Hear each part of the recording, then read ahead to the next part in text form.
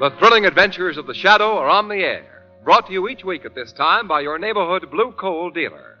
These dramatizations are designed to demonstrate forcibly to old and young alike that crime does not pay. It's not patriotic to hoard food or money, but it is patriotic to put in a good supply of coal right now. You'll be helping your government out of possible future transportation problems, and also helping and insuring yourself by keeping a full supply on hand. Get enough to last you until summertime. Place your order of coal now and insist on blue coal, because this superior fuel is especially prepared for home use, especially prepared to give you dependable home heating with real economy. Be prepared. Call your blue coal dealer tomorrow morning.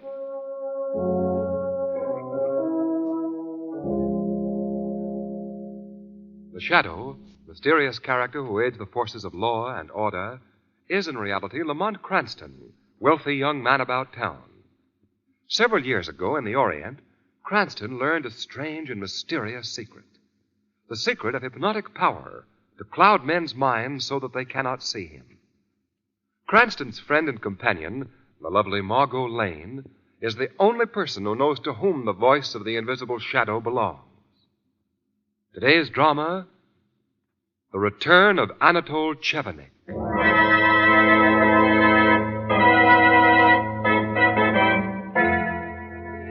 Great jewel robbery. Read all about it. All clues point to Anatole Chevanic. Police sure of arrest in 24 hours.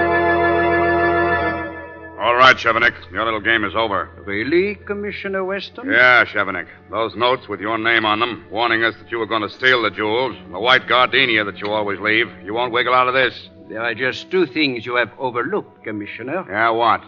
Point number one, you have not been able to find the jewels which you say I purloined. Point number two, at the time this robbery occurred, I was 3,000 miles from here. And I can prove it. Extra! Police release Anatole Chevanic again for lack of evidence. Read all about it. Something has got to be done about Anatole Chevanic. 3 times he's struck in 60 days. The police must do something. But my jewels, the police are helpless. Warns victims in advance. Police are powerless. What can we do against him? He always has an alibi. Eh? Who is it? Who's there? You! Why have you come here? What's that in your hand? No. Stay away. No! Oh!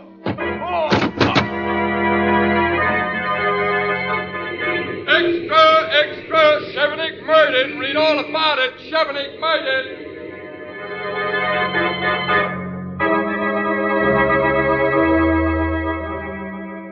And so murder closed the book on Anatole Chevanic. But is that all? Can the elusive Chevanic solve the mystery of that last great darkness? Who can say what faint line divides the quick from the dead?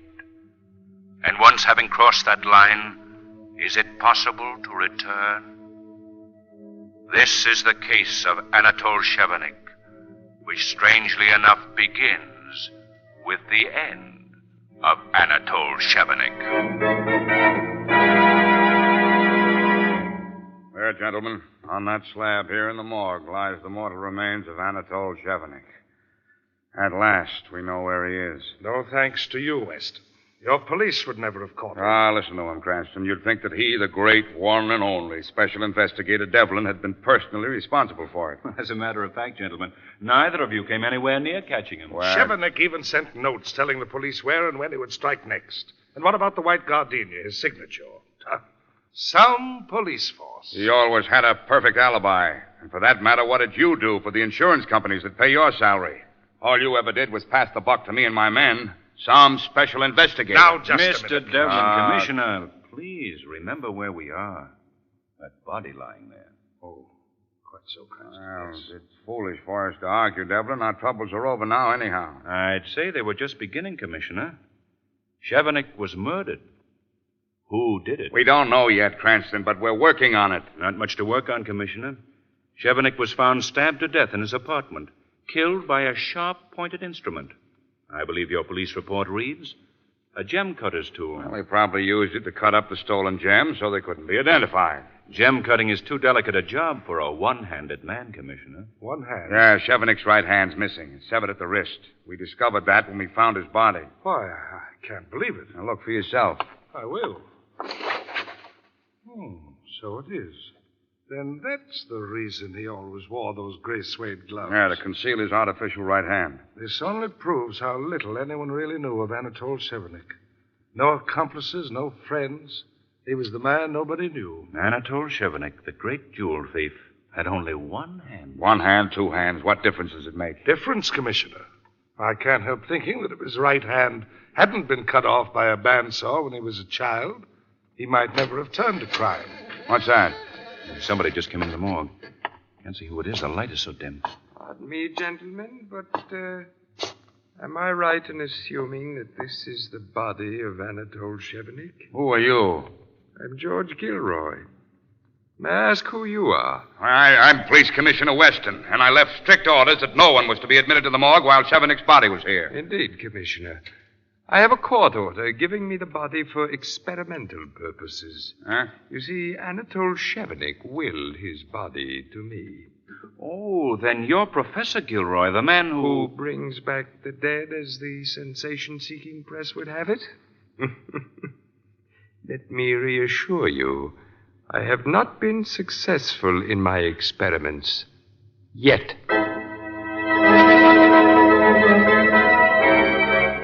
Read all about it. Chevanic returns from the dead. Police baffled.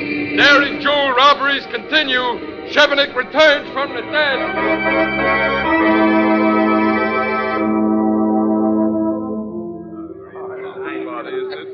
Everything all right, Commissioner? Oh, hello, Cranston. Oh, stop worrying, Devlin. Chevanic had better not show up here tonight. Commissioner, come into this room here, will you? I can't talk over this din. All right. You can't blame Devlin for worrying about this wedding reception tonight, Commissioner. Oh. Mrs. Porter's jewels are insured with my company for $50,000. Now, look, Devlin. Chevanic is dead. You saw his body lying in the morgue. I know, Commissioner, but that note telling us that he was coming here tonight. If Mrs. Porter's jewels are stolen... Devlin's right, Commissioner. Even with the fresh gardenia left with a warning note of Chevanic's signature. Cranston, I tell you, somebody is masquerading as Chevanic. Chevanic's in his grave. Not grave, Commissioner.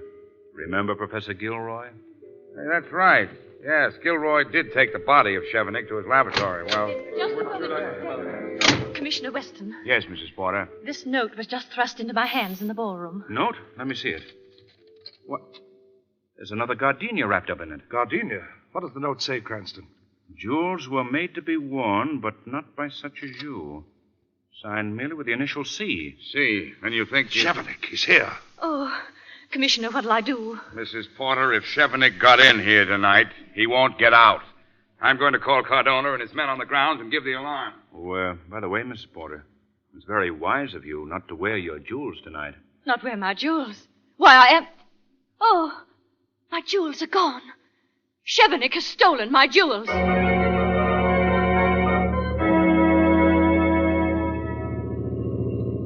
And that's the story, Margo. Note, flower, and theft all point only to one man. You know, this whole business has Weston talking to himself. Oh, I can't say I blame him, Lamont.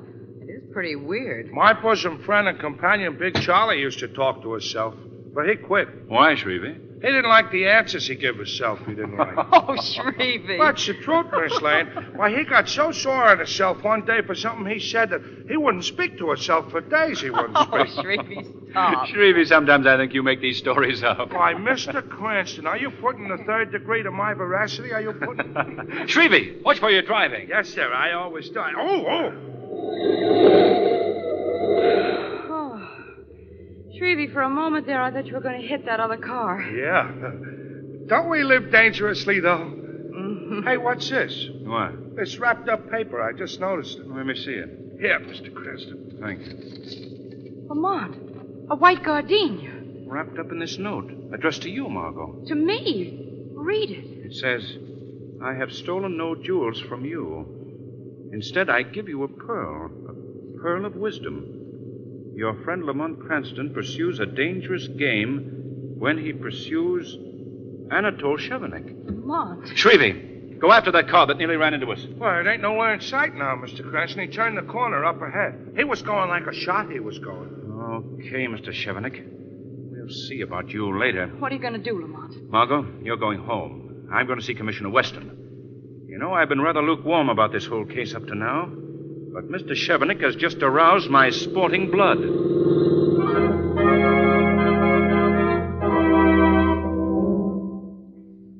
Shrevey, I say I'm perfectly safe here in my own apartment. Now go back to your cab, please. Must that be definite, Miss Lane? Mr. Cranston said... Definite. I'll be all right here alone. Well, okay, Miss Lane. I'll go right back to Commissioner Weston's office and pick up Mr. Cranston. I'll pick. Goodbye. Goodbye, Shrevey. If I needed a bodyguard, for goodness sake. What's this? A note. Another one. Evidently, you don't take my written warnings seriously, Miss Lane. So the next time I shall have to give you my warning... In person. Oh! Yes, Miss Lane. Anatole Chevanic. But you're... Was is the correct tense, Miss Lane. I was dead. But as you see, I have even tricked death. Oh, what do you want? Merely to prove to you that Anatole Chevanic is alive, and to warn you for the last time not to allow Mr. Cranston to interfere with me. If he does... that is Mr. Cranston now, Miss Lane, calling from police headquarters.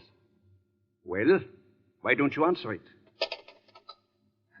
Hello? Margo? Yes, Lamont, I... You may tell him I'm here, Miss Lane. Lamont Anatole Chevanic is here at my apartment. What? Can you hold him till I get there? Well, I'll try. He wants me to stay here until he gets here, does he not? Margo, answer me. Unfortunately, I have urgent business elsewhere. Remember my warning. Lamont, he's just gone, and I'm shaking. Gone, eh? Well, no matter. Chevanic and I shall meet sometime soon. Right now, I'm going to Professor Gilroy's laboratory and ask a few important questions. But Professor Gilroy has already been interviewed by the police. Yes, I know, Margo. But somehow, people have a way of talking when their interviewer is the shadow.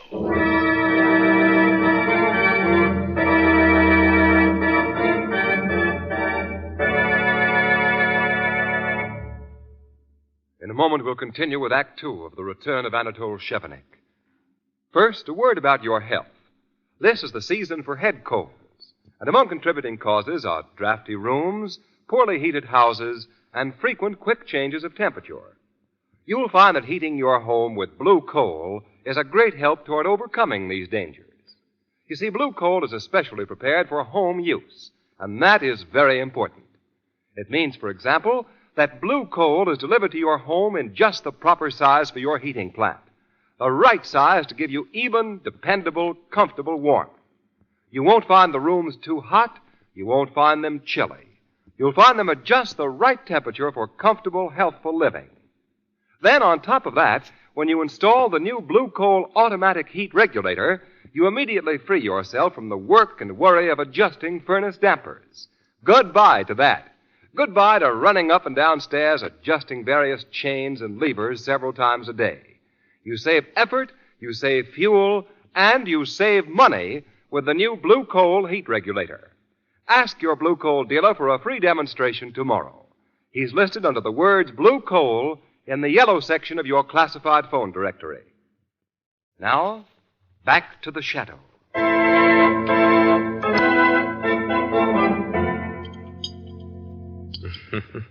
Stupid. They laugh at me at my experiments. Well, they shall see. Professor Gilroy. What? That laugh? But there's nobody here but me. You're wrong, Professor Gilroy. The shadow is also here. Where are you? I can't see you. Are you a spirit? A spirit from the beyond? No, Professor. I am a man of flesh and blood as yourself. But don't look for me. No one has ever seen the shadow. What do you want of me, Invisible One? I want you to tell me the truth about your experiments with the body of Anatole Chevanic. What more can I tell you than that they're not completely successful, but We are progressing. Suppose I were to tell you, Professor Gilroy, that Anatole Chevanic has been seen. Alive. Alive? That's not possible. Yet, Chevanic's body is still here. Then, Professor Gilroy, you have no objections to my viewing the body, have you? I don't see what you will gain by that, Shadow. It will remove any doubts I might have about your connections with the jewel thefts of Chevanic. Thefts committed since his supposed death. All right. If you must be convinced, come with me. You will see that I speak the truth. Here, in here. This is my dissecting laboratory. Chevanic's body is lying in here, in this box.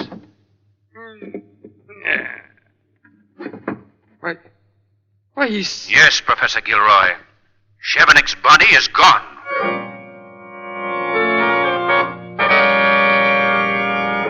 Yes, Governor. No, Governor, but there is still no trace. Yes, Chevanic's alive, all right, no doubt of it. Yes, Governor, I know you want some action on this case. Now, I'll tell you the way I've got it all figured, Governor. I have got it all... Hello? It must have been cut off. He's a busy man, very busy. Commissioner, that was the governor on the phone, wasn't it? Very funny.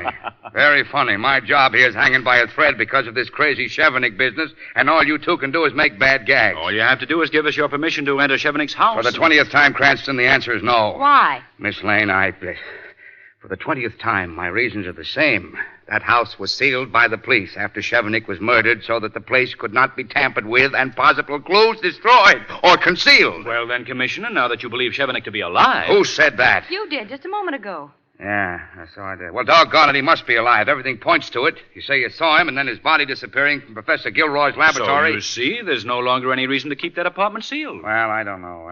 Suppose the murderer should give... What murderer? What murderer? Anatole Chevanic's murderer, of course. But you just said that Anatole Chevanic was alive. If he's alive, he's not dead. So? There is no murder or murderer. It's obvious. Oh. Now, look, Here are the keys to Chevanic's apartment. Now get out of my office before I lose my mind completely. Thank you, Commissioner. Come on, Margo. You know, Lamont, I don't think we're very welcome here today. Yeah, busy man. Very busy. Will you two get out of here?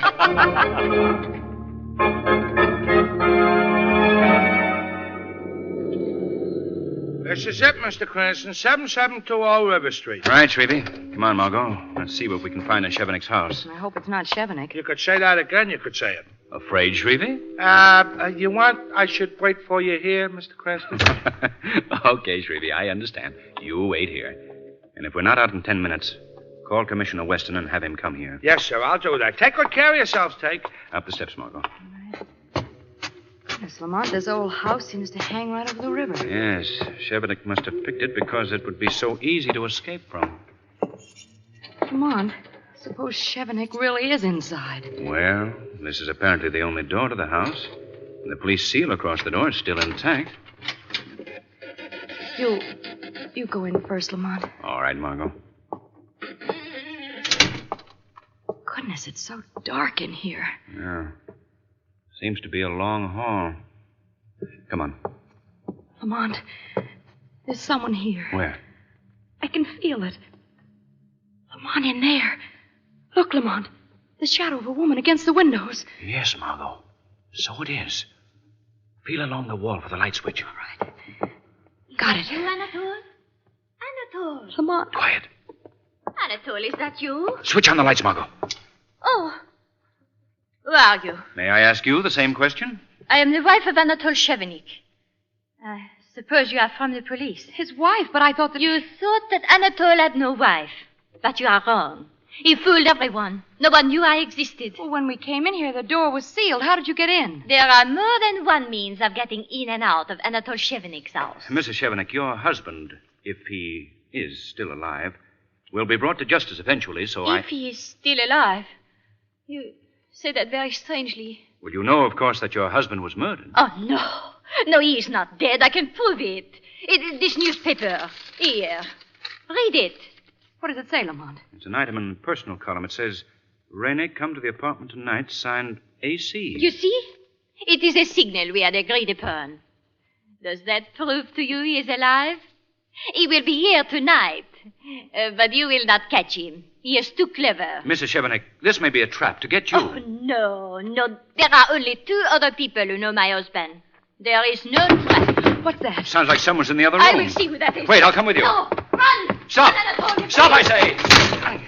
She's run in there and locked the door. Chevanic must be there. Well, if he's in there... Anatole, you don't understand. Oh, Renee. Hand me to the police, eh? Lamont, that Chevanic, I couldn't forget that voice. I'll have to break this door down, Margo. Look out. Lamont, he's gone. Yes, must have escaped through some secret passage the way she got in. I wonder where she... Lamont, there, behind that sofa. Oh, Lamont, she's dead. He stabbed her. Yes, Margo. Wait a minute. This is very strange. What, Lamont? This woman was stabbed by a right-handed man. Anatole Chevanic didn't have a right hand.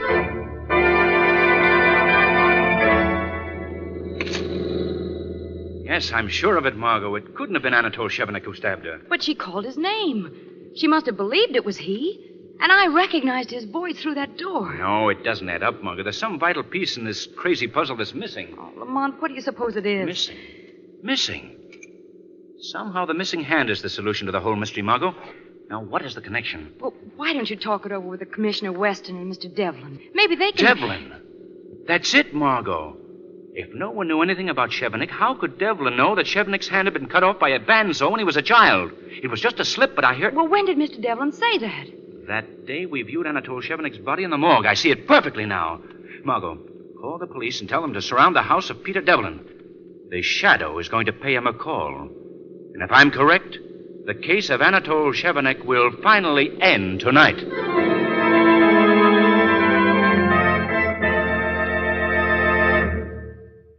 You will continue on with me, Peter Devlin. You have traveled too far along the road to turn back now. I never knew about the murder. Not until it happened. This gem-cutting tool in my hand is sharp. I can use it. I have used it before for other things besides changing the shape and sizes of stolen jewels. And if I go to the police? Renee tried to go to the police tonight, and she is no longer able to talk. Think it over. I can do both jobs. You have seen that for yourself. For now, Anatole Chevanic will have 2 hands. I can steal the jewels and cut them as well. No. Your share will be bigger now. No, Chevanic. You are the only one who could reveal me to the police. He is dead because he tried to withhold some of the gems. Renee is dead because she could not be silent. And you are the only one left. Why, it would be so easy to... No, please. Don't kill me, please. Fool. Coward. I don't need you. I can work alone. Chevanic. What? Who calls my name? The Shadow. Chevanic, the Shadow. Yes. I've heard of you, Shadow. You are the one I feared most. So, Jacques Chevanic, your brother Anatole had an identical twin. That explains the so-called return of Anatole Chevanic. You took his place. His twin brother. Yes, my brother is dead. I killed him. You also murdered your brother's wife. She knew too much. And you, Devlin, yours is the greater crime. You worked for the insurance companies as a special investigator. You were informed of all plans to protect the jewels from the Chevanic brothers. The plans which you gave to them in return for your share of the loot. Shadow, I was wrong. I see it now. What can I do to make up for my crimes? You can testify against this murderer here. Perhaps the court will be lenient with you. Testify against me? No, Devlin. If you are dead, no one will know. There will be no proof. Look out, Devlin, that knife! You've killed him. Yes, Shadow. His tongue is silent. Now the law can never get me.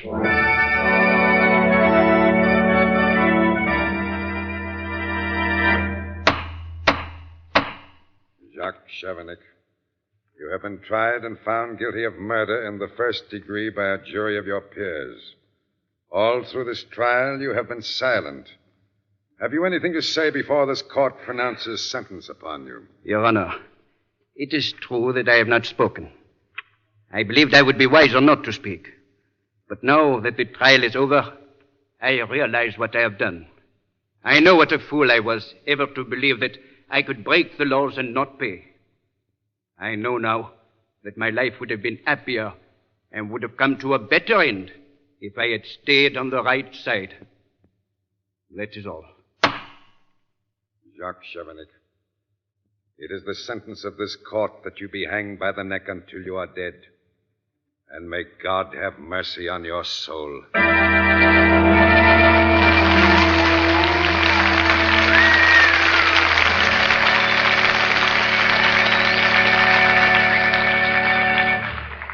A real-life drama proving that crime does not pay will be presented immediately after a message from John Barclay.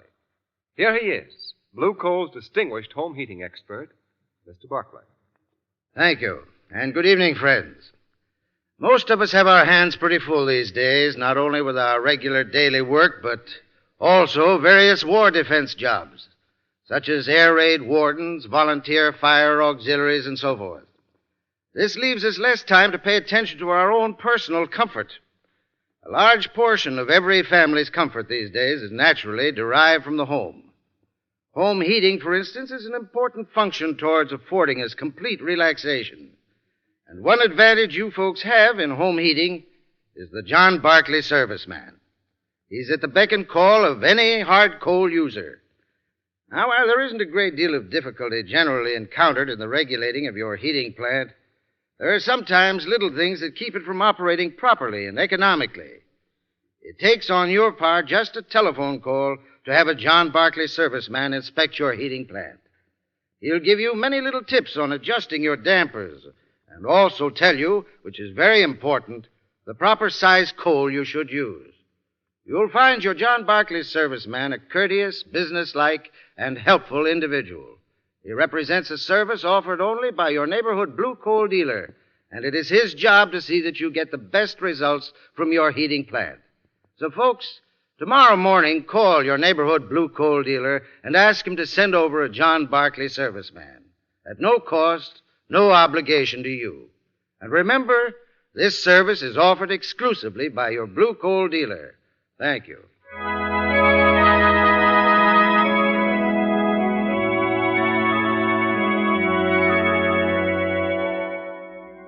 The Shadow program is based on a story copyrighted by Street and Smith Publications.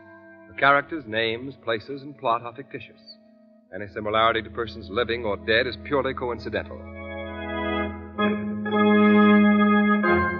Berlin, Germany. A stormtrooper, revolver in his holster, calls it a German home. He knocks on the front door. Yeah, what is it? I have come for the regular Victory Drive collection. It is being doubled this week. Oh, no. No, I can't afford it. Are you trying to tell me you want to sabotage the great war effort? Oh. Get the money. Oh, I'll get it. Please don't hurt me. That's one way to collect money, the dictator's way.